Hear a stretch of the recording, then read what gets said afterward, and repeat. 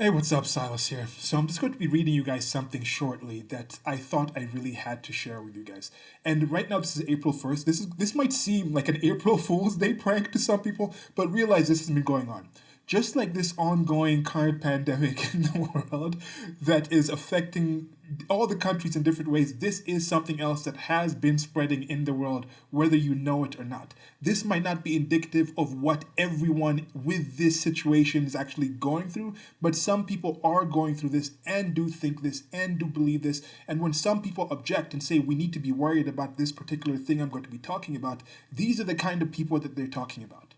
Now, there's this funny meme going on. Memes are just saving the world right now, as usual. Current year, best timeline to be in with all the memes. There's this meme with Tom Cruise laughing that says, when people with physical health issues are vulnerable to the certain thing that we're dealing with right now, and you only have mental issues, and he's laughing. And I feel that's kind of speaking to my life experience. I've dealt with obesity and things like that, and I'm still trying to recover from just being obese and trying to keep in shape. But physically, when it comes to getting ill, I've in general been physically blessed with that. That's a genetic thing in it, and some certain choices I've made in my life, certain choices my parents made when they were raising me, the foods that I was eating, and things like that. Those are things that I just happen to be with me. But also with moving around and things like that, I think I have been affected by certain mental issues, certain mental viruses. And when it comes to viruses, when it comes to these kind of things, most of the people who get infected with it show no symptoms. They show no symptoms at all, and it's the few people that actually get hardly affected, get strongly affected, they actually end up seeking attention for it, seeking medical attention. And that's when you get the pills, that's when you get the red pills, that's when you get certain things. And I'm saying from personal experience in the past, I was infected with certain diseases. I was infected with certain mental, ideological, viral diseases like black victimology, for example. I was more towards socialism and the political left and things like that. Christianity, I consider that to be a virus of the mental sort that just affects you and terrorizes certain people in certain ways. And as I said, most people who think these things, feminism is going to be the topic here, most people who are infected with these viruses don't actually have any symptoms. They just go through their regular life, and it's just something that's kind of somewhere in their mind that affects them somehow, some way, or it's just in there somewhere, but it is no direct symptoms in their day-to-day life about that actual virus. But for some people, for me, these were major things. It was like, if feminism is this way, if they're right about the world, I have to stop it this way. As a black person, if the world is really against me, I am prevented from doing these things and those things. As a Christian, if this is really the way it is, then the world is going to hell, so I need to do something to change. I'm going to hell, so I need to do something to change these things. And then I went out and I sought the information. I sought those curative answers to these things, and I feel like I've been cured from these things, but they still kind of just, I'm like, it still kind of gets my hackles up. I think I still worry about certain of these things, certain things like these, and I'm like, okay, we need to actually combat these and point these out. So let me just get right into the reading, and then I'll come back and give something at the end of this. So it'll be up on the screen. So this is from our BlackPill Feminism. Women can't rape men.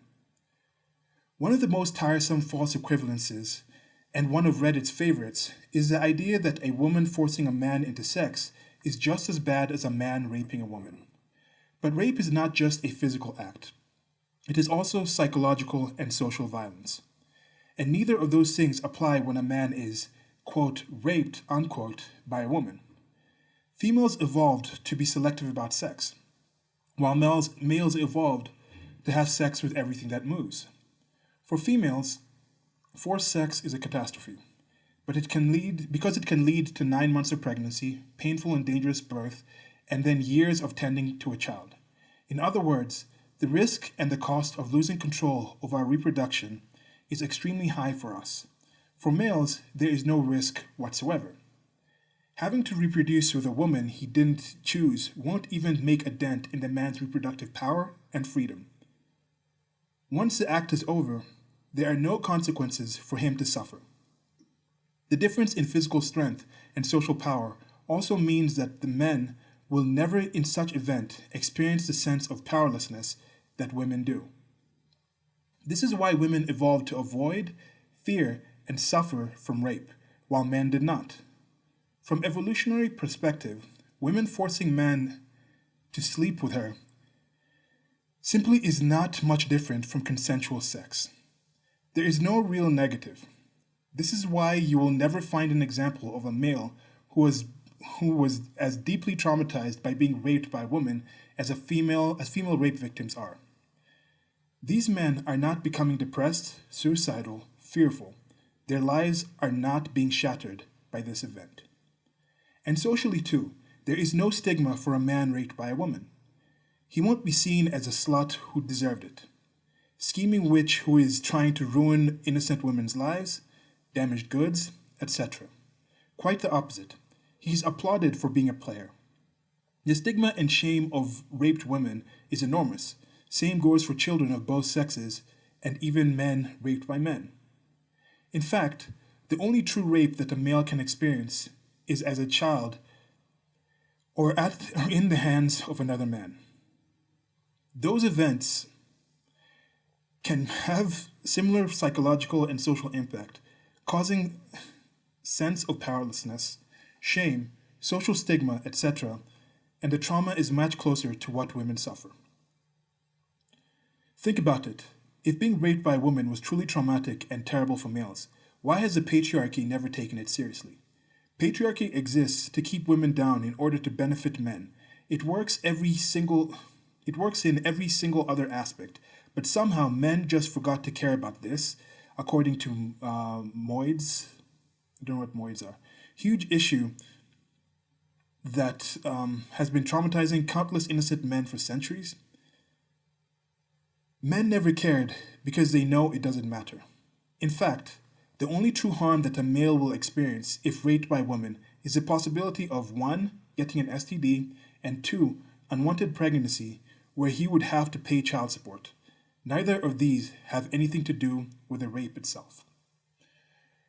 So, I had read this before, and even just reading it out loud again it's different just reading something in your head, because I think you could take mental pauses and your thoughts go through, but then when you're just actually reading it out, and it's like, wow, I can't believe.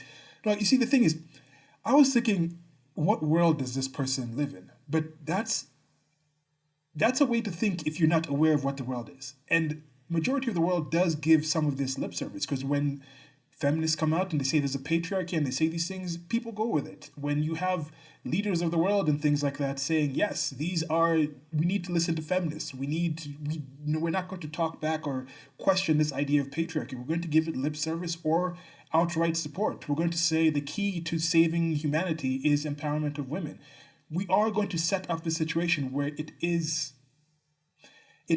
perceived to be a patriarchy. But then if there is a patriarchy, then this woman is thinking, if there is a patriarchy and men, when there's actual rape culture in jail, that's mostly men, then how does that fit in? Wouldn't men be finding a way like, oh, all these men together, we're just going to be all kumbaya in a situation like this? Or the patriarchy thing has to, if that computes, if that works, it means there has to be some kind of situation to explain away this situation of men being the victims of rape. She talks about how men cannot be raped by women. And then she finishes off here by talking about how unwanted pregnancy, where he would have to pay child support, is an issue. And now when he's talking about child support, that is current year type of thing. That is something in modern cultures, modern societies. And in modern cultures and modern societies, you also don't have as high a risk of women actually going out and dying during childbirth. They don't necessarily have to keep the kid. In those same modern societies that enforce child support, even right now, with this current pause of people not working and things like that, people being told, yeah, you don't have to pay rent, you don't have to pay this and this. I saw a specific story saying that people who still have to pay child support still need to pay that. Yes, you might be prevented by the law of the state to actually go and earn money, but you still have to pay that child support. You still have to pay it. That's the society you live in. And those same societies are mostly ones, like if this person is in the United States of America, they have that law where any woman can go and leave a child I think it's a safe haven law, where you can leave a child at different places to be given up for adoption. You don't have to take care of that kid. If you feel the need to take care of that kid, you can go there and list some guy's name. You don't have to prove that that guy is actually the father. There's no actual thing where that man can actually demand or request a paternity test. That's not even a thing that's in there. You can say, this is the father, that person will be garnished the wages from that person, you'll be given different kind of support. So there is that in there. So she talks about how that can't happen, and then she lists a way it can happen. She talks about how there's no actual issues, no actual things, lasting damage from the person. And then she talks about getting an STD. Getting an STD is traumatic. It's something that lasts with the actual person. So this kind of mentality, it's almost like, I wish I could almost have someone like this in my circle of acquaintances, even though I don't, because just the way I generally talk, the way I talk in these videos is also the way I interact with people in regular life. So I kind of find ways to just kind of certain type of people, certain kind of mentalities, just move away from me. They're like, nah, I don't want anything to deal with that person. But I kind of wish I had someone like this in my sphere of acquaintances, just so I can follow them and see, does this actually lead to them actually getting red pilled, actually getting the information, actually seeing, wait, there's actual differences, first of all, between men and women. This whole idea of equality, I don't believe that. But at the same point, this whole patriarchy thing doesn't necessarily mesh. If coercion in a certain situation means this assault, then even if the genders are flipped, even if the sexes are flipped, that's the same thing. There are different ways of power that people can wield. This whole situation they're talking about, you can't, only boys, only males can experience as a child or in the hands of another man. This goes to the whole thing with the societal reaction to the teachers, the large level of teachers being reported, female teachers being reported assaulting the male kids. The people come in the comment section, both, especially some sick men come in the comment section and say, oh, where was that teacher? Where was a teacher like that when I was younger? These are just, it's this kind of a painful thing for me to just see this. And I just wanted to share it with you. Realize that this isn't all feminists. I'm not saying this is all feminists, but this is a BlackPill Feminism group. It was shared by somebody else, and then it was shared to a group that was in, and I saw it. I'm not going to go down and look at the source, but trust me, I have seen other feminists speak about very much of the same thing. I have seen the general society talk about rape cultures in college, yet they don't talk about the rape cultures in male prisons and things like this. They give lip service to some of these things. I've seen some of these teachers be found to have assaulted kids, and then they get low actual sentences, or they get let off with fines and things like this. I've seen certain teachers assault a kid, get pregnant from the kid, and then that kid have to pay child support on that kid. I've seen situations where somebody goes and has intercourse with somebody else, gets pregnant from that person, lists this other man that they're with, that they want to be with, as the father, and then that man is forced to pay child support for that kid. And you're talking about the emotional damage in this, being connected to this person. Yes, you can adopt someone and they not be biologically yours, and that's a different situation. But then if you lie, imagine if you had a situation where there was men going around to different maternity wards and switching babies around. Even if women were doing that, if you just found that women had their babies switched, what kind of assault would that be called on those women? Those women have raised that kid from a child. They're still loving that kid. You say in that situation, oh, there's no real damage. It's just like adopting a kid. What would your expectation be if that woman thought that was biologically their child and then found out that their husband had snuck in and maybe they had a ex-girlfriend or someone they were cheating with on the side that somehow got pregnant at the same time, and then they gave birth at the same time. So they took that kid from that other woman and then somehow snuck it in to switch the name tags, and then now they have their wife, who they like better, who they feel is a more capable mother, to be the one to raise that kid instead of that other woman. How would you feel in that situation? What kind of horrible human being would you consider that man to be?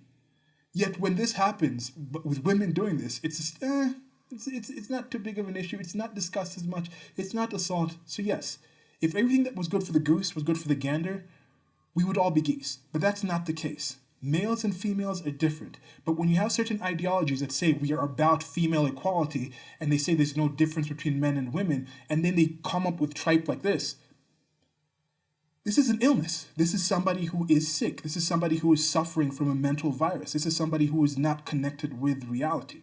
And I'm telling you, I have thought certain things like this that I thought were true.